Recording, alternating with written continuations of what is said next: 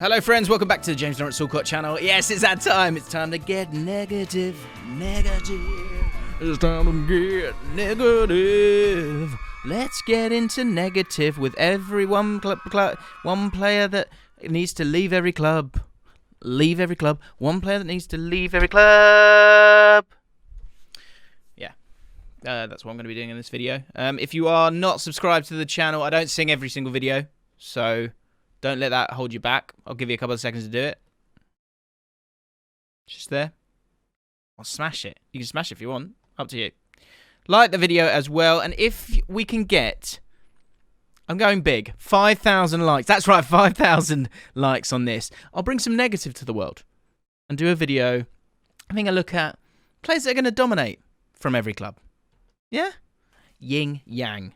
Positive, negative. Let's get on with it. Wolves, this is a controversial one, but I think it's a smart one. Adama Traore. Now, he's not got any assists or any goals so far this season. His XG is 1.8. His expected assists is 1.7, which is not really good enough. Yes, Wolves have struggled to score goals, but I think for a squad that is never overutilised in terms of numbers, only 18 players used this season. And that's something that they've done for quite a while, Wolves, in terms of how they've used their squad. They've had integral players and everyone feels important because they're all needed.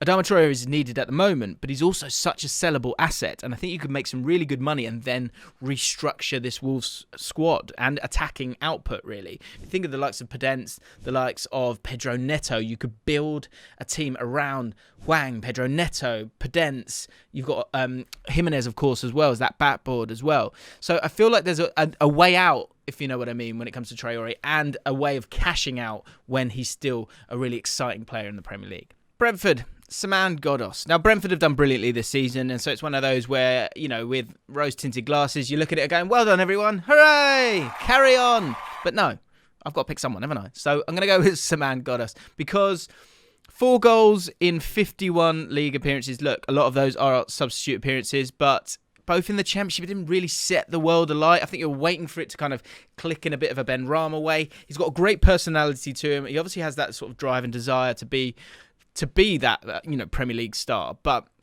the quality's not been there really so far. I said in the video where I was looking for one transfer for every team with Brentford that they wanted that attacking midfielder, that creativity. That's because someone like Ghoddos hasn't been able to offer it, and the style of play, of course, for Brentford as well. But as they look to improve their squad, I think he's one that they could maybe make a little bit of money on, and ultimately they need to strengthen in that area. Leeds United, I'm going to go for Tyler Roberts. Now, Leeds shouldn't really be selling anyone right now. I think they need all the bodies they can find.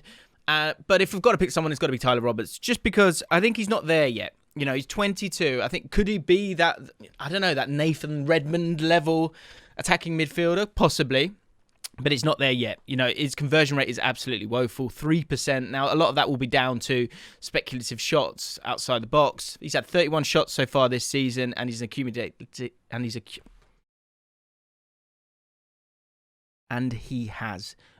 accumulated 2.6 XG and only scored 1 goal so far this season. As I say, a lot of those are speculative efforts, you know, hectic counter-attacks, but ultimately his decision-making isn't good enough so far for a team that needs a bit more than just Rafinha finding a way through for them. So I think he's someone who, at 22, you could make some money on if you were to sell anyone for Leeds, and it's someone that I know Championship clubs, I think, would be really, really interested in.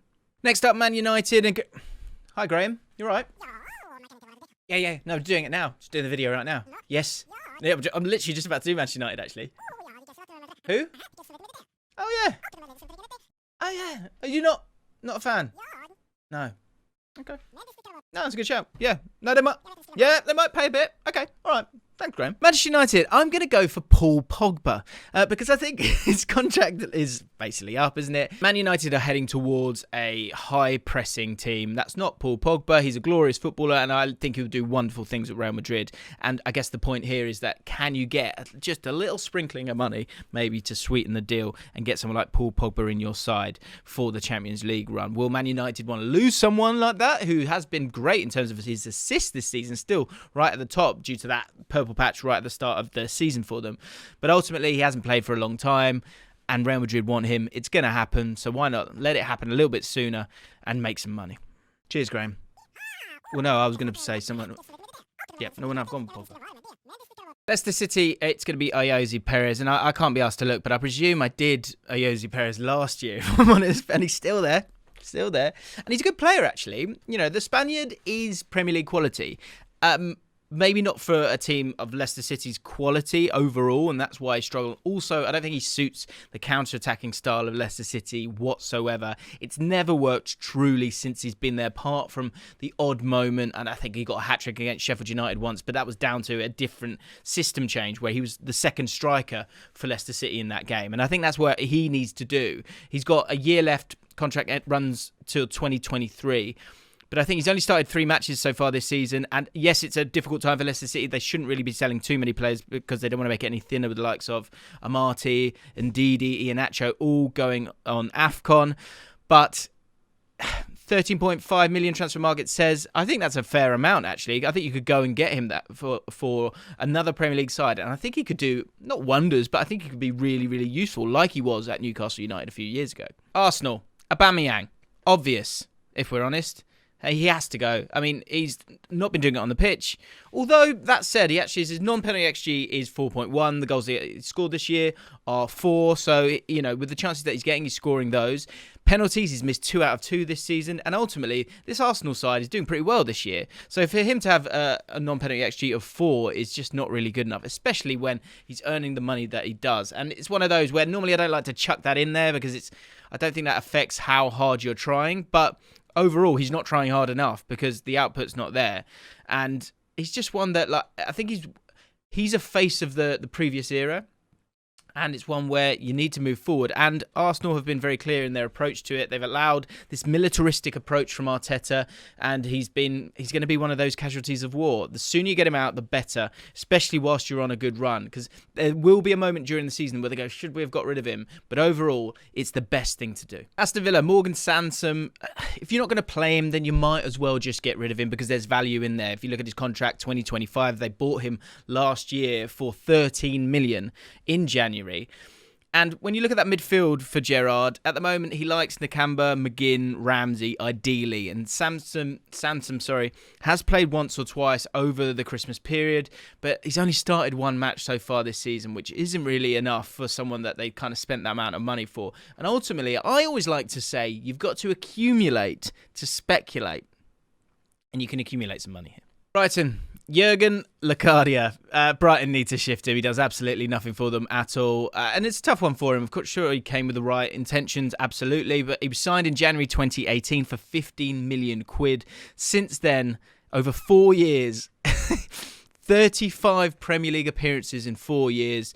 Hasn't settled, hasn't scored goals. This is a long-running theme when it comes to Brighton in terms of scoring goals.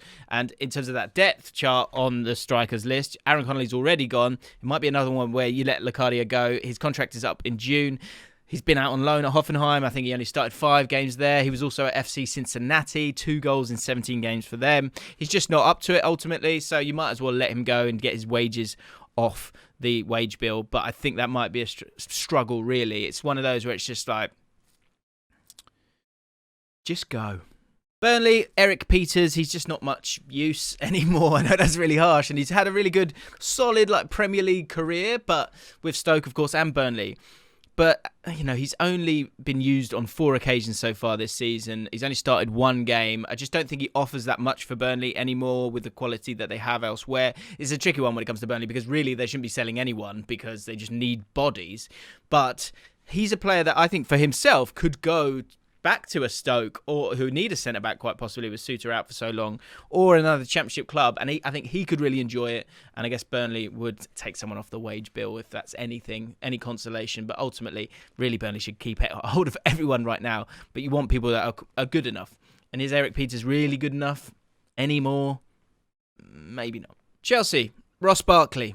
Go get your career back on track. The loan move to Aston Villa last season started quite optimistically, but then really fell off a cliff, and he was really, really poor for them. And I guess the only kind excuse that you can offer with that is that he knew he was going back to Chelsea. He's had sort of sprinklings of appearances with Chelsea, but he's beneath Ruben Loftus-Cheek. You've got Conor Gallagher coming back. You've got Billy Gilmore coming back at some point. Saul Niguez is in there as well.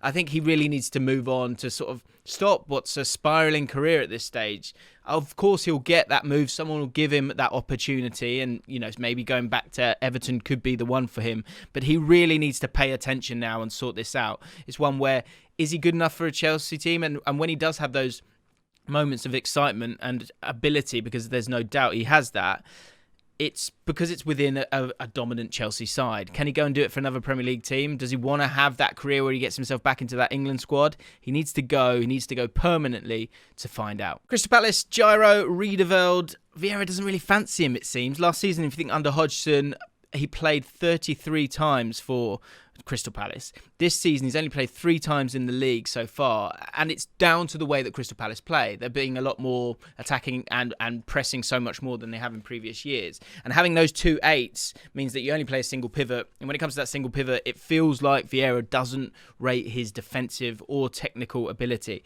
He's a good player. I think he's a good, solid Premier League player as well. And there might be a cheeky move where maybe somewhere like a Brentford or a Watford or a Burnley, but at the moment it looks like his time's done with Crystal Palace. So I think at this moment, when people aren't feeling like he's a total outsider, maybe now's the time to cash in. Everton, Alex Iwobi. I don't want to sort of jump on him too much, but I think there are positives in terms of selling him as well. Transfer Market says that he's worth 16.2 million right now. Not sure, but 10 to 15 million, could you maybe get that for someone who has an element of pedigree, has played for 2 huge clubs, but is someone, and also, of course, is someone who's young. He's 25 years old at the moment. So it's someone that has got a few years left, but has really not offered it at Everton, and not really at Arsenal either. I don't really know what he ever really offers, offensively or defensively, and I know that's harsh, but in terms of an asset that would allow Everton to make adjustments elsewhere in the squad, Iwobi is the player that isn't the starter, really, who could bring in some money, especially with 2 years left on his contract. Watford, Christian Kabasele. Watford need to trim the fat. I'm not saying Kabasele's fat. That's not me fat shaming. I'm just saying the squad, you get it. They're massive. And if we reverse engineer this one, Watford need to sign a centre-back, really. They need a bit more quality in that area. And thus, there must be a centre-back that will need to make way. He's only played 3 times in the league this season. Doesn't seem to totally be up to it. He's at the age of 30, so he probably needs to make that move. And it's that time now as a centre-back that you probably still could get a bit of money for someone, because you've got 2-3 years at least for them. So he may want to head back to Belgium, and you might be able to get a bit of money for Christian Kabasele. Manchester City, I'm going to go for Nathan Ake. 40 million quid he cost, and he doesn't play that much. And ultimately, when you think of the possible weaknesses that Man City might have, it's going to be down to him being there, available for them to be dominant at set pieces and then great on the ball. And in a back 4, I think he struggles with that at times. When he's played at left back recently, he's done okay, I guess. But really, he's kind of not wasting his career, but he's sort of just sitting there, really. And he is a good Premier League player, another one that could move in January and be a real hero. Think of, say, someone like Tyrone Mings moving from Bournemouth to Aston Villa and then becoming such an important part for them. I think this is an opportunity that Nathan Ake could have as well. And he'd be a great left-sided centre-back for one of the several teams in the Premier League that play with 3 at the back. Liverpool, I'm going to go for Nat Phillips. Not good enough for Liverpool, let's be honest. You can do the odd little Cruyff turn here and there, but ultimately he's never going to be a starter for Liverpool. He's 25 years old at this stage of his career, and it's time to move on. It's time that we all moved on. I get he's a bit of a cult figure, the Neil Mellor of his era almost. But is that what he wants to be? I mean, maybe it does. For his punditry career after, then maybe you stick around as long as you can, and then you've got that in the title where you say you're a Liverpool defender, but he's already got that. So maybe it's time that he goes on and plays some football matches. Burnley's the really obvious option for him, but I think he's good enough to play in the Premier League. But he's not good enough to start for Liverpool, especially when you've got the likes of Joe Gomez and Joel Matip in front of him. He's wasting his career for me, and I think you could actually get a decent amount of money for him as well. West Ham, Andriy Yarmolenko, past his best, he's likely to be replaced soon. If you have a look at this exciting West Ham project, which is littered with players at kind of 22 to 26 and have that energy, Yarmolenko has the guile, but not so much the energy. And it's an area probably where they want to strengthen, and with that in mind, it might be time for him to move on. David Moyes and him seem to have a sort of odd relationship where Yarmolenko has that quality with that left foot and feels that he should be getting used more. But of course, David Moyes has a broader way of thinking and wants so much more than what Yarmolenko seems to be able to offer. And he's not been able to offer him much game time in kind. Just 9 substitute appearances. His total XG is 0.1. It's time to move on. Norwich City, Josh Sargent. Oh my God, this guy. Poor lad. I mean, it's Norwich's fault as much as his, but he's no way near good enough. And when he was playing at Bremen, he was playing with the target man, Davy Selke. And so he's then come to Norwich City and he's having to be the target man. And he's not good at it. The goal contributions aren't there, clearly. It's just, I don't want to go too harsh on him, but absolute waste of money. Complete, just not anywhere near good enough for the Premier League. Certainly not as a target man. Complete waste of money from Norwich City. I don't know what they were thinking. Get rid of him and get what you can right now. I guess the only thing you might want to do if you do want to keep a hold of him is the fact that go back into the Championship and hope that he scores some goals. Why do they buy him? I don't know. Newcastle United, Dwight Gayle. There's no use for him. They don't use him. They haven't used him for years. I can't believe he's still contracted to this football club. And when you look at this Newcastle United side, of course, the focus is on transfers in. But when it comes to transfers out, there is a lot of dead wood in the squad. So someone like Dwight Gayle, who has scored so many goals in the Championship and is still dead wood, is someone that you might be able to get out on loan or get some money for. Southampton, Theo Walcott. He's not really adding anything apart from a bit of romanticism or someone who knows the club. And I get it. And I actually really like Theo Walcott. I always have done. And maybe it's because we've got similar names. Similar abs. It's not true. But he's not really offering so much for Southampton, apart from playing for his boyhood team. So far, he's played 4.2 90s this season. He's only created 4 shot-creating actions. That's 0.95 per game. So that's less than most centre-backs in the league. So it's not anywhere near enough for an attacking player. And it's one where I guess the problem here is, like, how do you offload him? Maybe it's a loan to another Premier League club and he can rejuvenate again. But yeah, he's just not really doing it. And I guess he's probably on quite high wages. Tottenham Hotspur, I'm going to go for Matt Doherty. Spurs don't want him. I don't think he wants to be there. Spurs fans certainly don't want him. I asked Flav, what do you think about Matt Doherty? And he went, I hate him. I hate him so much. Which is harsh. And look, he's proven to be Premier League quality, but he's under a very specific setup at Wolves. And despite Spurs playing a back three, Conte liking to play a back three, Conte being quite keen to, not care if you're a star, but actually just say, look, Victor Moses, you're going to be quality. He doesn't seem to want to do that with Matt Doherty. Doesn't want to start him in Premier League games. And when that's happening in a system that really should be suited to Matt Doherty, you surely know your days are numbered. So there you have it, one player that needs to leave every single club in the Premier League. If you haven't checked it out yet, I have a JLA Shorts channel. Yes, it's new. Yes, I need you to go over and subscribe to it right now. There's a link in the description. Do me a favour and subscribe to JLA Shorts. I'm going to try and get that going, and I'm going to be putting loads of little bits on that channel. So make sure you go and subscribe and support the JLA community. Thanks for watching. Make sure you hit the like button if you want that next video. We need 5,000 likes. Subscribe to the channel if you're new and you've enjoyed yourself. Loads of live reactions coming up and, of course, loads of content as well. So make sure you keep it locked on the James Lawrence Allcott channel. I'll see you next time.